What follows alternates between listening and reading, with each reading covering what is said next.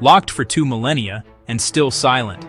It's a scene that captures the imagination, a doorway to the distant past, perfectly preserved, yet deliberately left unopened.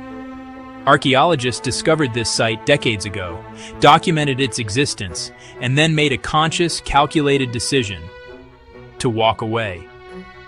This isn't a story of forgotten ruins or lost knowledge. It's a story of profound restraint.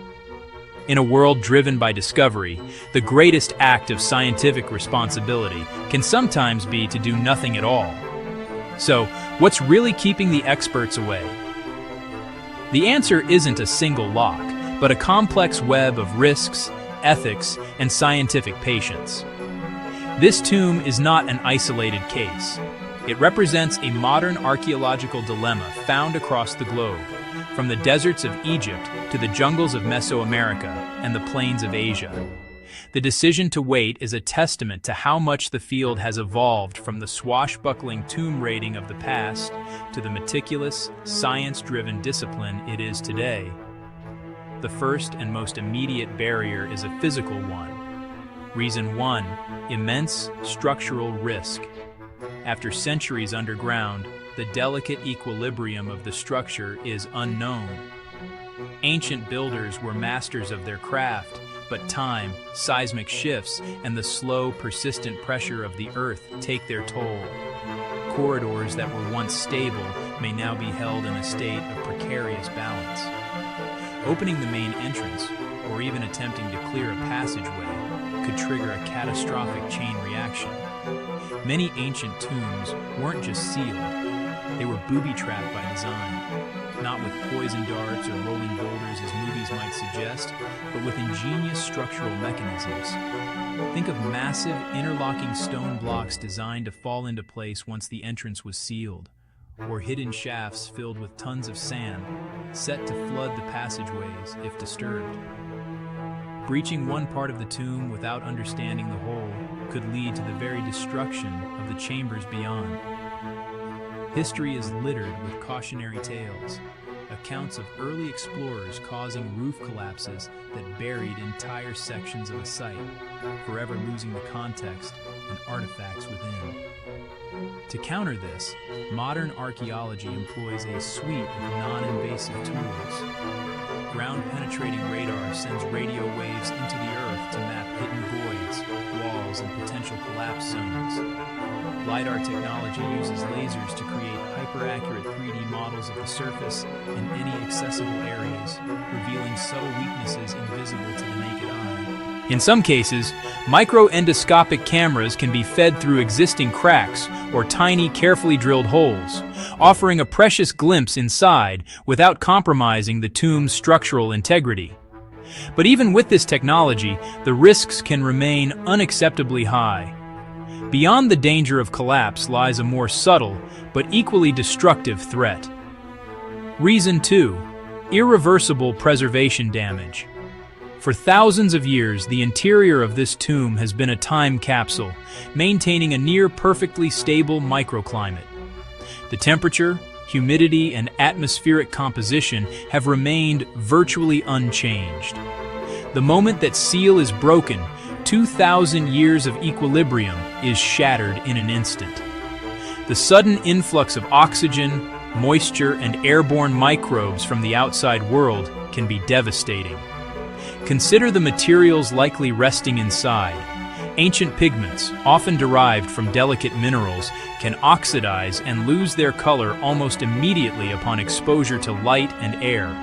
Organic materials like fabrics, papyrus, or wooden objects, which have survived only because of the tomb's dry, sterile environment, can begin to rot and disintegrate within hours. And perhaps most fragile of all are the human remains. Fragile bones, preserved for millennia, can become brittle and crumble when the humidity suddenly changes. Any surviving DNA, a priceless source of information, can be instantly contaminated by the DNA of the excavators.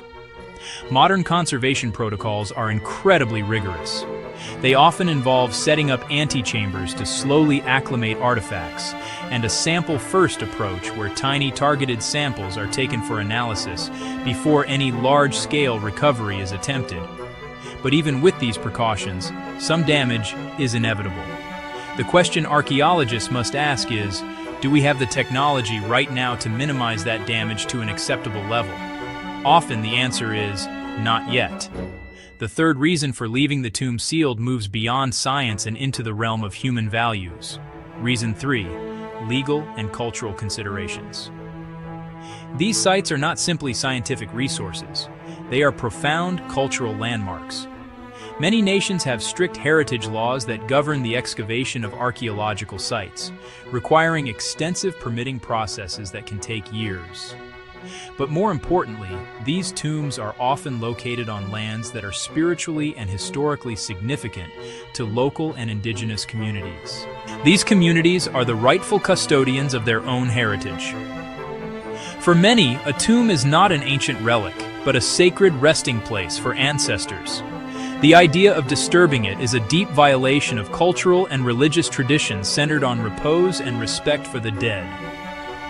Responsible archaeology today is built on a foundation of consultation and collaboration. Governments and scientific bodies increasingly recognize that local communities must be central to the decision-making process. If they do not grant their consent, for any reason, then the work does not proceed. This ethical framework ensures that the pursuit of knowledge does not come at the cost of cultural disrespect. So if we can't open the door, how can we possibly know what's inside? This is where the ingenuity of modern science truly shines. Archaeologists can learn a tremendous amount without ever setting foot inside. By taking tiny core samples of the soil and stone around the tomb, they can perform isotopic analysis to reconstruct the ancient environment. This can tell them about the climate, the vegetation, and even the diet of the people who built it. Residue analysis on microscopic fragments found near the entrance can identify materials used in sealing rituals. Advanced imaging techniques allow us to create a digital twin of the tomb, a virtual model that can be explored and analyzed without physical disturbance. And while extracting ancient DNA from the surrounding environment is a developing and complex field, it holds the potential to identify the plants, animals, and even people associated with the site, all from microscopic traces left behind. Science in this context is a game of patience and proxies. This cautious approach is informed by real-world case studies. In one well-documented instance from the late 20th century, a sealed royal burial was detected using radar. Instead of a full-scale excavation, the team spent years studying the surrounding geology and monitoring the internal environment through microprobes. They learned that the tomb's atmosphere was rich in methane and dangerously low in oxygen. A hasty opening would have not only destroyed organic artifacts, but also posed a serious risk to the excavators. The project was paused, awaiting robotic technology that could safely operate in such an environment. In another case, community leaders requested that an ancestral burial ground remain undisturbed. Instead of excavating, archaeologists worked with the community to map the site using non-invasive methods, creating a detailed record for future generations while honoring the community's wishes to let their ancestors rest in peace. This brings us to a common misconception, the myth of treasure. Popular culture has trained us to imagine that every sealed tomb holds glittering gold and priceless jewels. The reality is often far more mundane and far more valuable. The secrecy surrounding a site like this isn't a conspiracy to hide treasure. It's a responsible delay designed to protect a much rarer commodity, knowledge. So, what is likely inside?